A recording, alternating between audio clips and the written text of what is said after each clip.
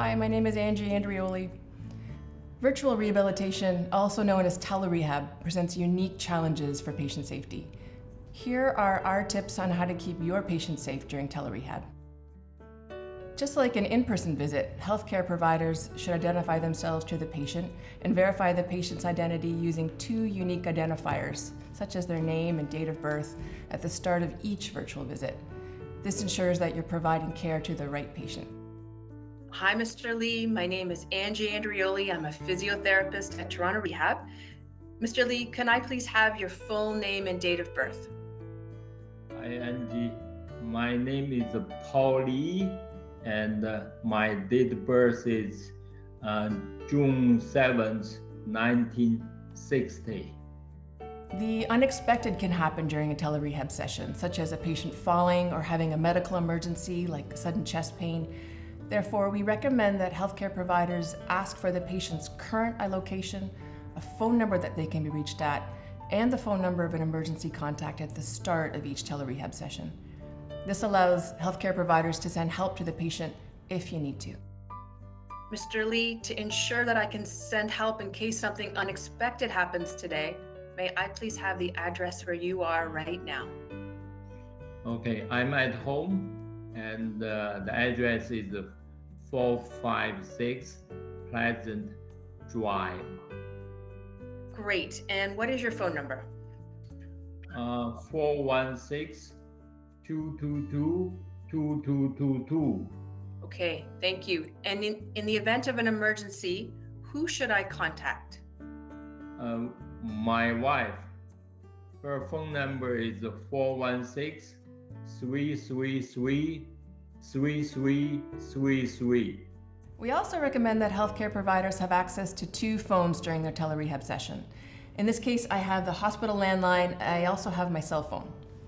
The other option is to have a phone with a call holding option so that if need be, you can call 911 or another emergency phone number while still remaining in contact with your patient. Some organizations have medical event protocols which providers should follow if a patient experiences a medical issue during a telerehab session. If your organization does, please follow this protocol. If your organization does not, here is an algorithm that we suggest. Firstly, if the patient appears to be unconscious or unresponsive, then please call 911 to their address right away. Mr. Lee, can you hear me? Okay. Hello.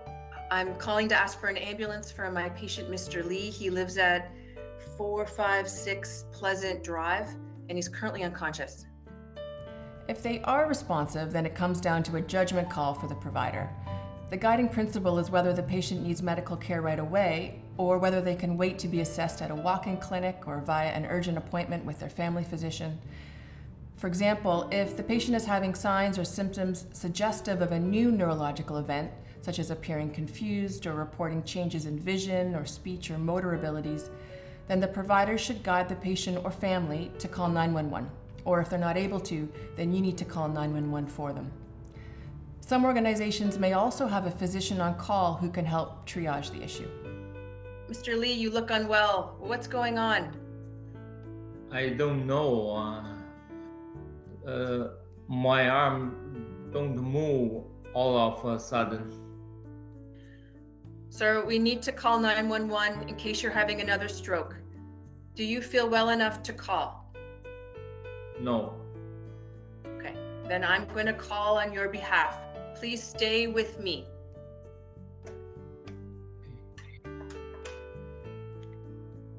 Hello, I'm calling to ask for an ambulance for my patient, Mr. Lee. He lives at 456 Pleasant Drive and is having sudden right arm weakness. When something unexpected happens, you should also reach out to the patient's emergency contact so that they are aware and can support the patient if needed. Mr. Lee, while we're waiting for the ambulance, I'm going to call your wife now. Please stay with me.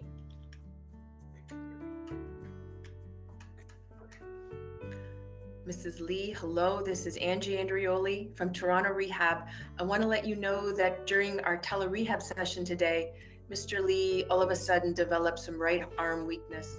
A tricky situation arises if the patient does not wish to call 911 and declines to allow you to call. Always try your very best to explain to the patient why they need to seek care urgently and the consequences if they don't. However, if a capable patient makes an informed decision to not call emergency, alternatives include asking them to call their family doctor, the local non-emergency phone line, or telehealth. Always document accordingly.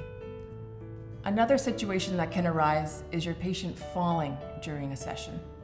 If you suspect that the patient has incurred a serious injury, such as they've broken a bone or hit their head, then you should advise them to go to the emergency room, call 911 themselves, or have you call 911 on their behalf. If the patient has no suspected injury, then you should instruct them on how to get up from the ground, preferably with help. If assistance for transfers is needed and family and friends cannot help, we suggest calling the local non-emergency line. Most places have one for when someone needs non-urgent help from paramedics. For example, for Toronto, the number is 416-808-2222. We suggest knowing and posting the non-emergency line for your area. We hope that you have found our video on how to keep patients safe and what to do when something unexpected happens during telerehab sessions helpful. Thanks for listening.